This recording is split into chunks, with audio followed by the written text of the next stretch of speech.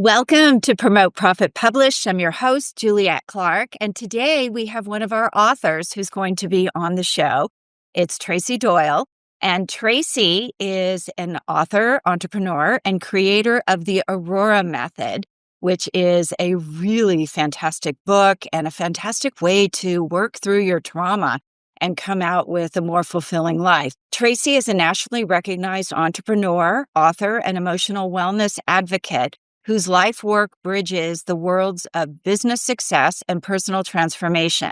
As the creator of the Aurora method and the author of Life Storms, Finding Your Clear Sky, she helps high-achieving professional women overcome burnout, reshape limiting beliefs, and reconnect with themselves and others so they can lead lives with calm, clarity, and confidence.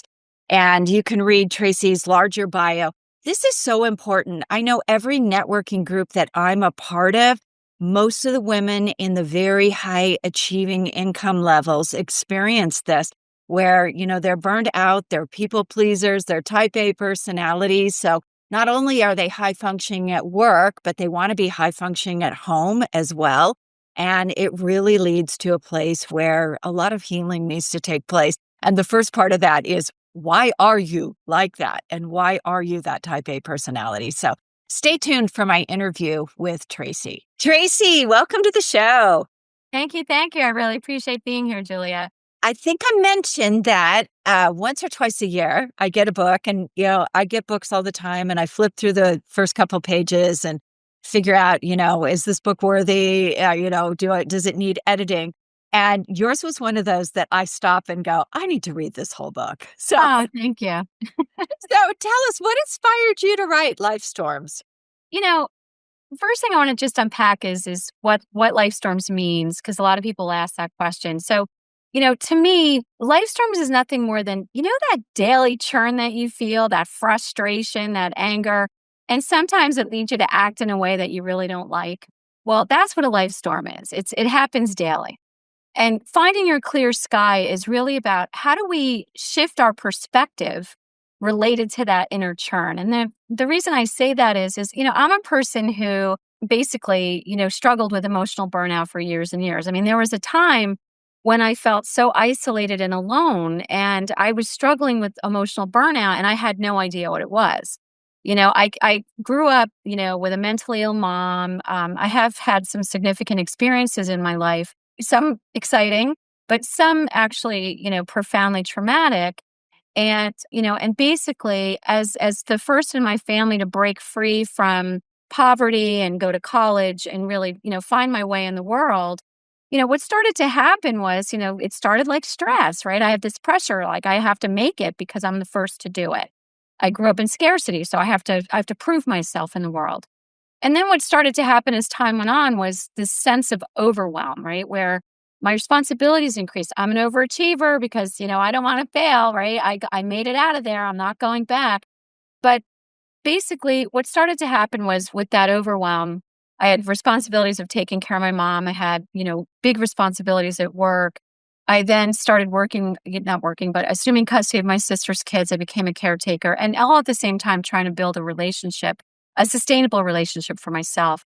So that overwhelm became pretty deep. So, during this time, I believe that, sacrificing myself for my family, for my job, for my relationship was what a good person looked like, right? That's what defined me as being worthy of all of this stuff that I had in my life. But as time progressed, what started to happen was conflict. I was in conflict. It felt like with everyone and everything, like it all of us, and I can't even explain. It was like a little trigger went off, like everyone was taking me the wrong way. Well, what I didn't realize then was that like my responses were actually snappy or dismissive or perceived as arrogant. And so I'm inside thinking like, no one understands me and I'm not heard. And the less I felt heard, the more I would push, right? And I would want to be heard, which then led me from conflict to emotional outbursts. And when you look at any data on burnout, that is sort of the trajectory. Mhm. And so what emotional outbursts look like was screaming to be heard, right? Inside. But on the outside, what it looked like was, overreactions that were not commensurate with what was really happening. And so where did that take me? It took me to an island, right? I was isolated and alone, and I can remember it like it was yesterday. I was just done fighting with everyone and everything. And I'm getting ready for work. I call the holidays the Bermuda Triangle because it starts with Thanksgiving. We're there for everyone. We're overdoing. We're the host, we're the Yep. performer. It's got to be pretty. And so it was around Christmas. It was December 21st. It was 1999. It was a cold, gray winter's day. And as I'm getting ready for work, I catch a glimpse of myself in the mirror and I just eyes were hollow. My spirit was really dim, and I just I didn't even recognize myself. It was like, I just looked so just empty. And inside my head, I start whispering, I'm done, done, I'm done. And then I'm getting angry. I'm done taking care of my mentally ill mother. I'm done. I'm done being responsible for my sister's kids. And I'm going off. I'm done being stretched in every single direction at work. I'm done fighting everybody and everyone. And where it went from there was, it's the holidays. If I get good and drunk, I might crash the car. And if I crash the car, no one will ever know I did it on purpose because I did not want to look weak. Uh-huh. Burnout takes us to all the way through to potentially to suicide. And to me, I was so disconnected because I went through with that.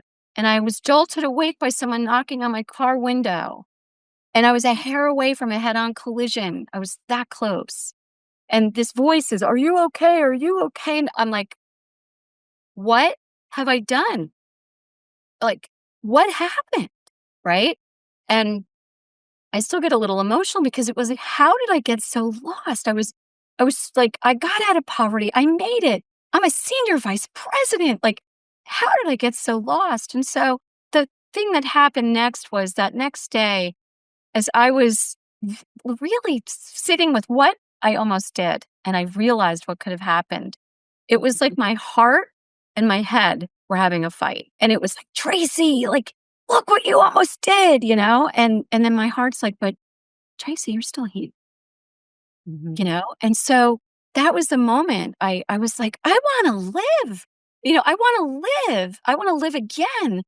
And really where that took me was the very first lesson, which is, sacrificing oneself is not about abandoning yourself, right? It's about putting yourself first while you're managing everything. And so the first thing I had to do was give myself permission to not only get help, but accept it. And so I got help, right? I go to therapy, I get treated. But then I go on a journey of understanding what happened. And my background is in psychology and counseling. I'm like, I gotta figure this out, right? And I get the right help and I start to get better. But then the reactions came back and the conflicts came back. And I'm Yes. like, what is this? So here's what I learned. And here's what inspired the book. What I learned was it wasn't my job, my mother, my family, all the circumstances in my life that broke me. It was my own thinking. And I was very fortunate that I had a friend who basically she was in a 12-step program and I started talking about I was recognizing what was happening. And she goes, "Ooh, there's a tool I learned I want to show you." And she showed me this tool. And as someone who studies psychology, I look at it and I'm like, wow, this is like Maslow and Carl Jung stuff. This is interesting. What was it? It was just who hurt you and who are you angry with? What did they do? But how did it affect you?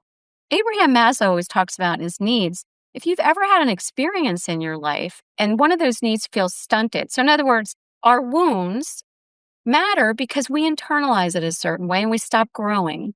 And we're living in a place of what I don't have, and we're living in a place of unhappiness.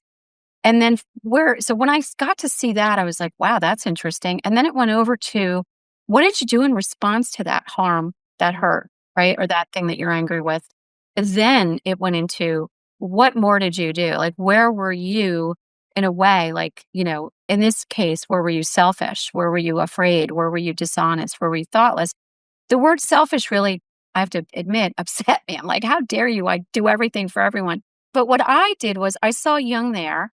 And selfish is really nothing more than being absorbed with one's needs, one's feelings, one's thoughts. So I started looking up all these various variations. So I call them issues. So self-pity, I was absorbed with that, right? Self-righteousness. I wanted to be right all the time because I got out of poverty. Self-importance. How dare you question me? I got out of poverty, right? So what I realized was that my thinking really kept me stuck and my thinking was driving. But then it was like, but what aspect of my thinking was doing this? And that's when I went a little bit deeper. And what I learned was that these things were shaped by beliefs that were developed from early life experiences that really shaped this way that I thought, the way that I acted, the way that I reacted, the way that I showed up. And it was these beliefs were driving me to this place. And as we saw, drove me to the place of almost wanting to die because I sacrificed myself without realizing I had to put myself first. Mm. So what's inspired Life Storms was that journey. And I have helped dozens of women professionally because here I was struggling. And as I was learning how to reshape what was shaped and changing, people would say, I know a woman who's really struggling like you with burnout. And I started mentoring women. And so fast forward, I get to a place where things are good and I'm managing things well. And 4 years ago, I had to basically uproot my life and help my mentally ill sister. She's also disabled like my mom. And her daughter assumed the same role I had assumed, which was being her caretaker. And my niece, unlike me, knew how to ask for help. And in doing that, what I discovered was the burnout feeling started to happen again. And I was in conflict again. I was reactive again. And I'm like, oh no, girl, we're not going back. And we're going to turn lemons into lemonade. And I decided to pour my heart into this book and share with the world what I've learned about shifting our mindset. Wow, very powerful. So, what are the main themes you hope readers take away from this book? Well, the main thing is that you can shift and shift outcomes and relationship dynamics no matter what's going on around you, right? Because many of us think life has to calm down in order for me to change or not react like that or not struggle, and feel exhausted and burned out, right? So, basically what I'm hoping for people to understand is there's a way through emotional burnout, for one, but for two, there's a way to restore connection to oneself and to regain connection back to others in your life so that they can, restore that sense of fulfillment. And that's really what I'm hoping people get from it. Oh, that's great. So, you already answered that. How did your upbringing and family dynamics influence your outlook on adversity? Because when I was going through this book, the challenges you faced, I mean, I thought I had challenges going, my gosh, you put me to shame in bad ways. Yeah, well, so I think let's talk about what I learned. So for one, right, I struggled with scarcity. I was in a situation where, first, my mom was a teenager when she had me. She wasn't married. And, her family, my grandparents and my aunts and uncles, they were a family of nine. And my grandfather was an alcoholic. They lost everything because of it.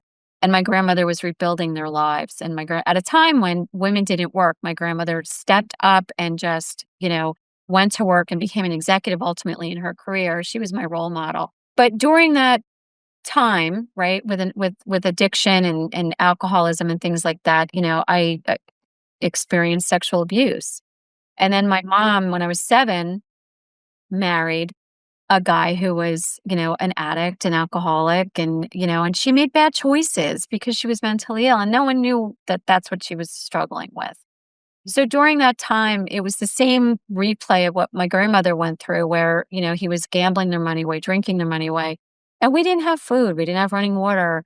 And my mom didn't know how to handle it. Right. And so she would have a rage. She had bipolar disorder and she would rage. If you asked her a question, she didn't know what to do. And so I endured physical abuse throughout that time. Mhm. But the thing was that I could see my mom struggle. And so the way that it shifted me in terms of adversity was I had to rely on myself to do what needed to be done. So I became my mom's caretaker, right? Then we didn't have food. So I started racing kids on the schoolyard for their lunch. And of course I was scrappy. So if you didn't give me that lunch, I mean, I was just going to beat the crap out of you because I had to provide food for my 2 younger siblings. My mom and my stepdad had 2 children and, they were toddlers and they were starving and I was starving. And, and we didn't have, running water or electricity. So, I mean, I had to do what I had to do and I did it. So what it did was it gave me this sense of self-reliance. And so it worked to get me through that time. And Right. then we experienced more trauma because sadly my stepfather, his bottom with his addictions, it took him, I don't know what he was involved in. They say gambling and loan sharking, but he was murdered, and I found him with my mom. And that was devastating. It was absolutely devastating. And coming out of that, it was a time when the parent got the mental health support, but the child was just like, okay, just deal with it. So I was alone with that. Mhm. But what it did for me was I had to learn how to manage through this stuff and where I found solace and respite through all of that while I was in it.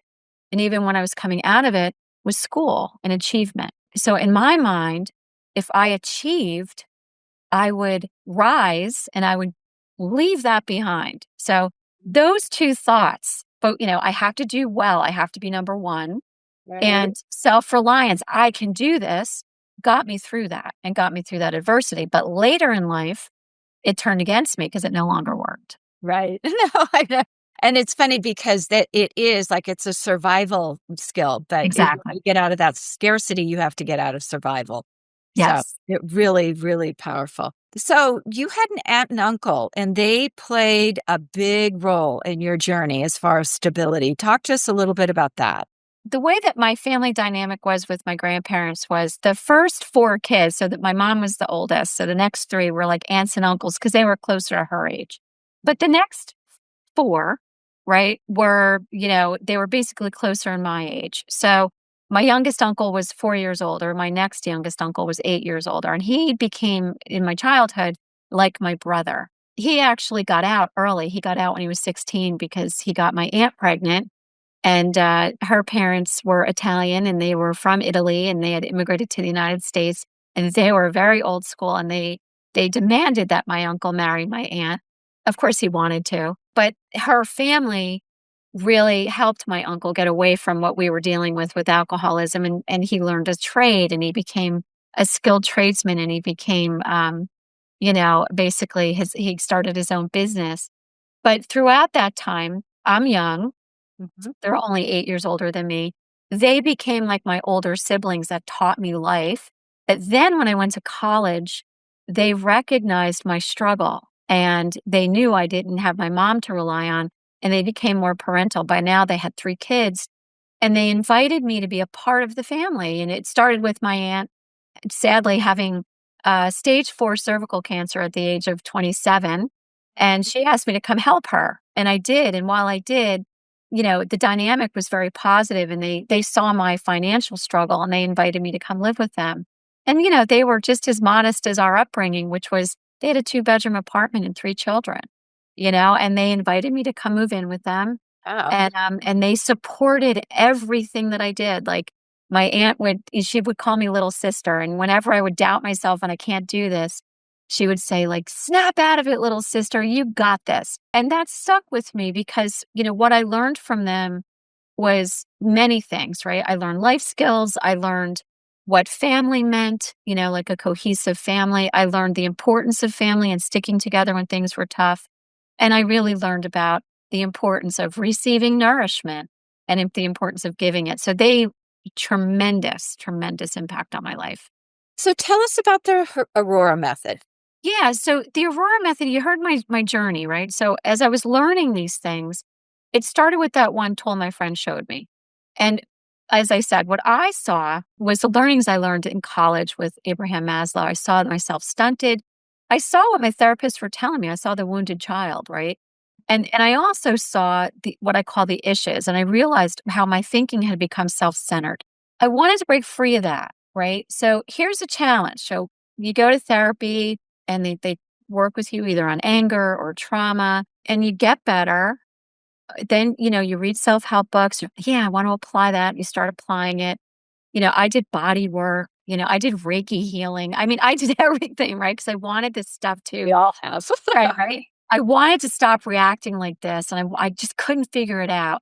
So the first thing that I learned as I was learning this process and what the Aurora method became was, okay, I have self-knowledge. I could see it. right?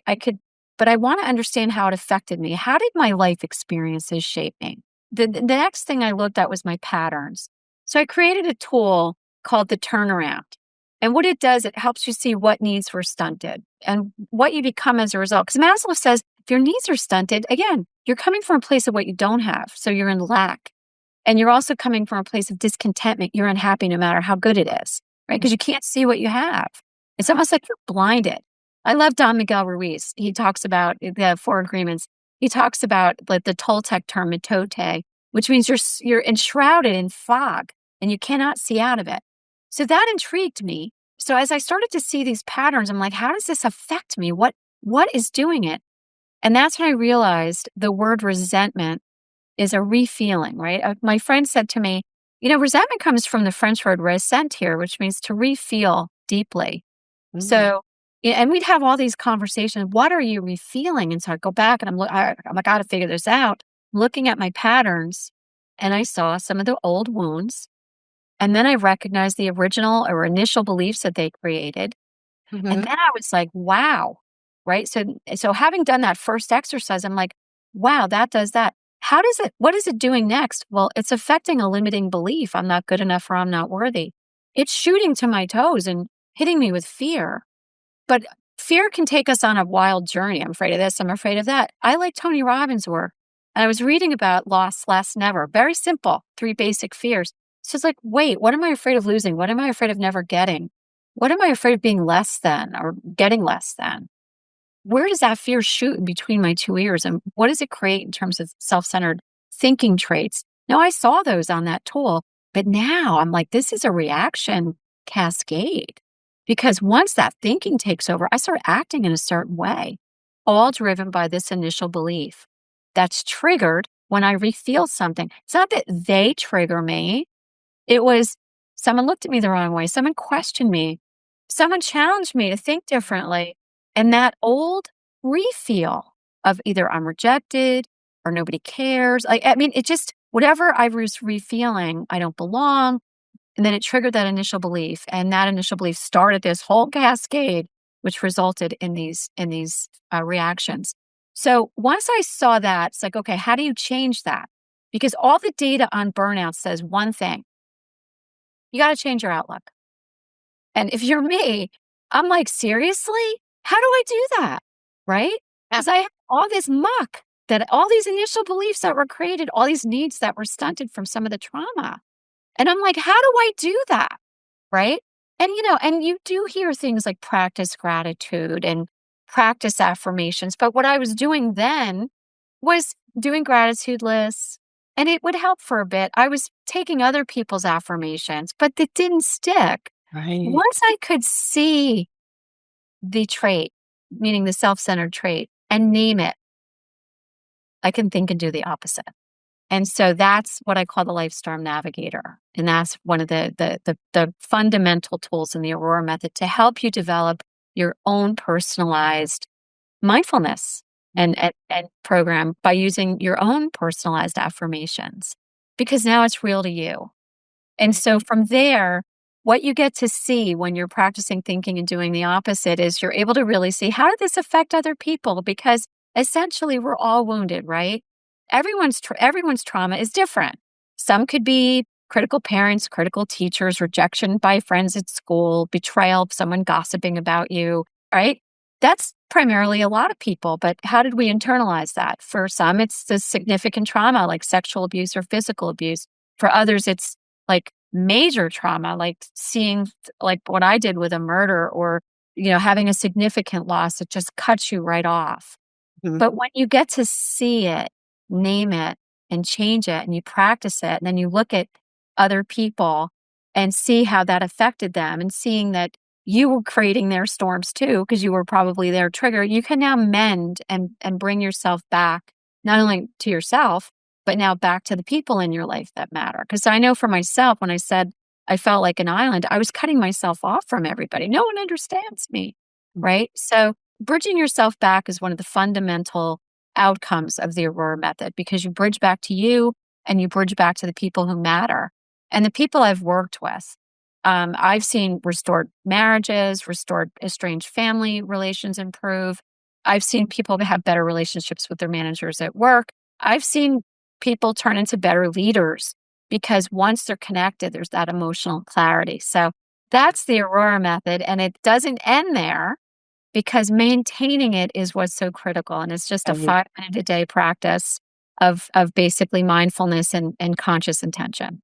Yeah, not falling into those old habits. Tracy, Exactly. where do we find your book and where do we find you? My book is on Amazon. Basically, we have 4 formats: hardcover, softcover, and we have an audiobook as well as a ebook.